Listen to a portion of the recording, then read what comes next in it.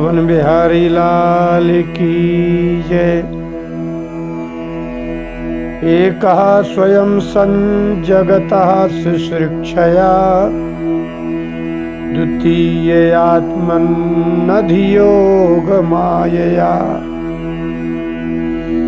सृजस्यदः पासि पुनर्ग्रसिष्ये यथोर्णनाभिर्भगवन् स्वशक्तिभिः।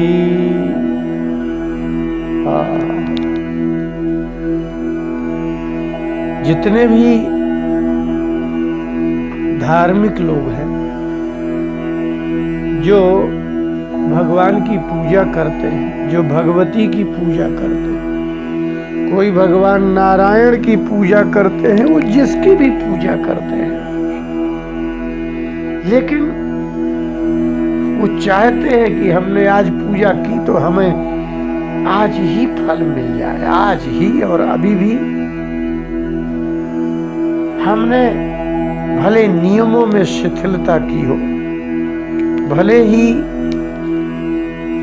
संयम न कर पाए हो, भले ही जिस विधि से जो व्रत कहा गया है उस विधि से व्रत न कर पाया हो, भले ही हमने ब्राह्मण को बुला करके उसको उचित दक्षिणा भी न दी हो, हमारा मन भी अच्छा न रहा हो, लेकिन हमने जिस उद्देश्य से व्रत किया था, उपवास किया था, पूजा की थी, उस सब तुरंत और अच्छा पूर्ण फल प्राप्त हो जाए।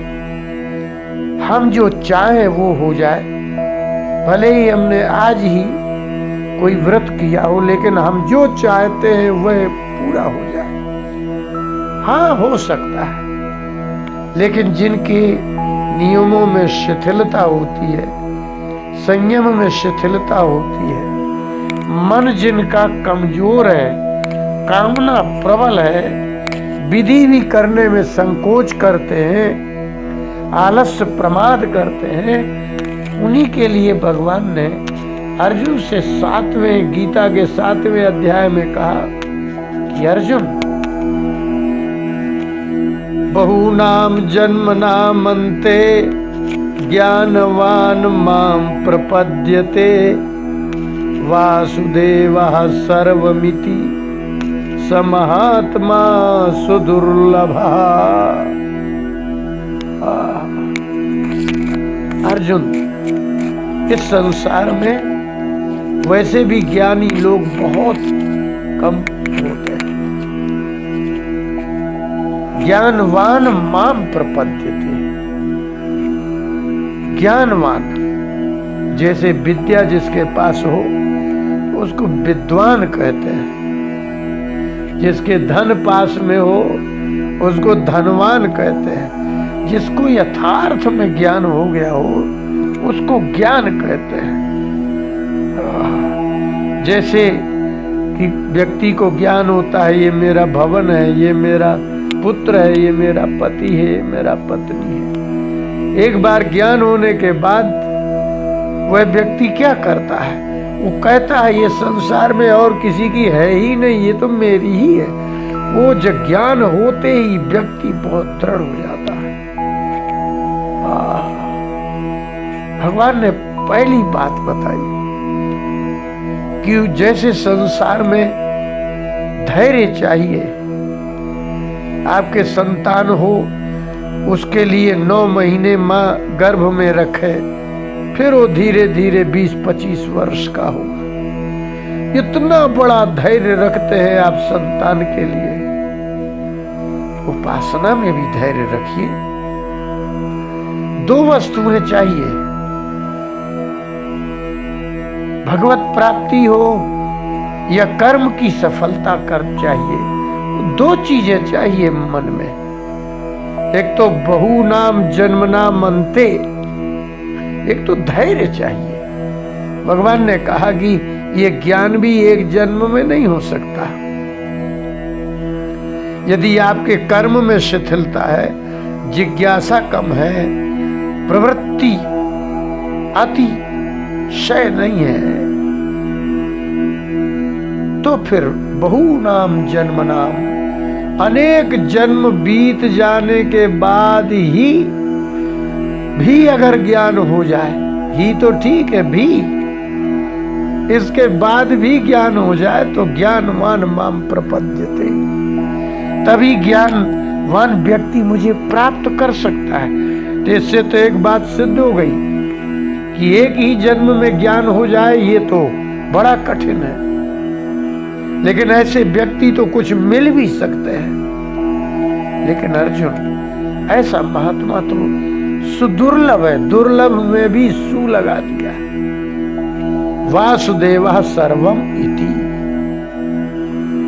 यहाँ की प्रत्येक वस्तु, तिनका से लेकर के बड़ी बड़े कुछ भी नेत्रों से दिखाई देने वाली प्रत्येक वस्तु, कानों से सुनाई देने वाला प्रत्येक शब्द, त्वचा से स्पर्श होने वाली प्रत्येक वस्तु, अर्थात इंद्रियों से प्रत्यक्ष ग्रहण होने वाली प्रत्येक वस्तु वासुदेवा, ये वासुदेव भगवान नारायण है।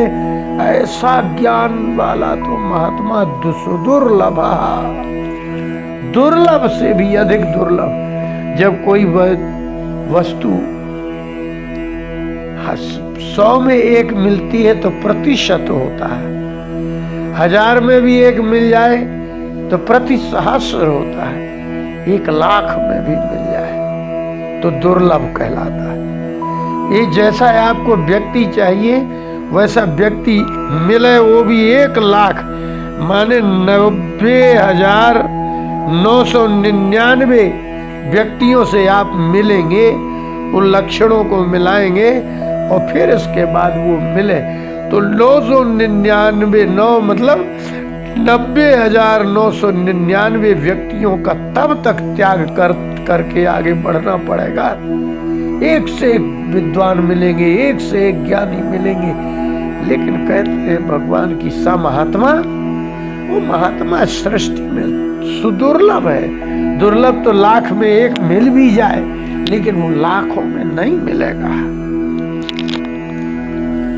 बोले तो फिर इसका मतलब होता नहीं है क्या? बोले नहीं, ऐसा तो कह ही नहीं सकते सृष्टि में कि ये वस्तु होती ही नहीं है, होती ही नहीं है ही नहीं, ये आप नहीं कह सकते। कोई मनुष्य ऐसा नहीं कह सकता कि ये चीज यहाँ संसार में नहीं है, क्योंकि एक व्यक्ति की आयु निकल जाए तो भी वह एक ही वस्तु की खोज करे और ये ऐसा स्थान ढूंढे कि ये वस्तु पूरे संसार में कहीं नहीं है, ऐसा नहीं कह सकता। क्योंकि पूरे संसार में खोजने के लिए उसको आयु चाहिए, धैर्य चाहिए, सीमा चाहिए। इसका तात्पर्य यही है, भगवान ने कहा कि अर्जुन, व्रत, उपवास, तपस्या, जप, तप सब में धैर्य चाहिए और अतिशय धैर्य चाहिए। भगवान का ज्ञान और संसार का ज्ञान होना इतना सरल नहीं है। अनेक जन्म बीत जाते हैं तब कहीं संसार का ज्ञान हो पाता है, शरीर का ज्ञान हो पाता है, फिर भगवान का ज्ञान हो पाता है, तब कहीं वो। और ऐसा महात्मा जो सिय राम में सब जग जानी तुलसीदास जी कह रहे हैं, आप कल्पना करिए कि जिसको प्रत्येक पदार्थ में, प्रत्येक वस्तु में, प्रत्येक व्यक्ति में ऐसा लगता हो कि ये भगवान है, उसके आनंद का क्या कहना। किसी को तो एक बार भगवान मिल जाए और अंतर्धान हो जाए वो अलग है, ध्रुव को मिले, एक बार मिले और फिर भगवान का प्रत्यक्ष नहीं हुआ हो। तो कभी भगवान को एक बार भी कोई व्यक्ति मिल जाए तो यदि उसका भी मन इतना निर्मल और इतना विलक्षण, अनेक सिद्धि संपन्न, और क्या क्या आप क्या कहें उसके आनंद की, जिसको एक बार भी कोई दर्शन हो जाए दिव्य। लेकिन ऐसा महात्मा जिसकी प्रत्येक वस्तु में दोष दिखता ही नहीं है, कैसे दोष देखेगा? तो जो व्यक्ति कभी किसी वस्तु में दोष न देखता हो, जिसको सब वस्तुओं में भगवान का दर्शन होता होगा, वो महात्मा तो कौन है, कहाँ है? ये दुर्लभ नहीं है, सुदुर्लभ है। ये नहीं कहा भगवान ने कि नहीं मिलेगा।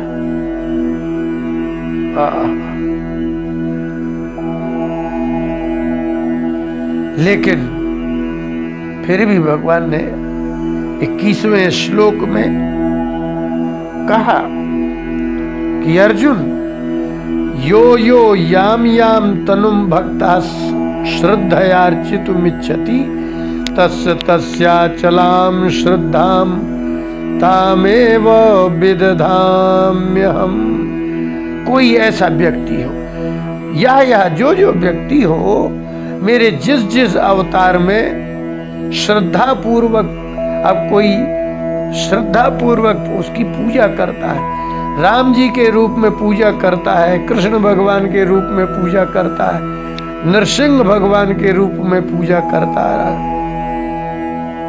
याम याम तनु, मेरे जिस शरीर की, जिस सगुण साकार स्वरूप की श्रद्धा पूर्वक पूजा करता है, मैं उसकी पूजा को व्यर्थ नहीं होने देता, मैं उसकी श्रद्धा को स्थिर करता हूं।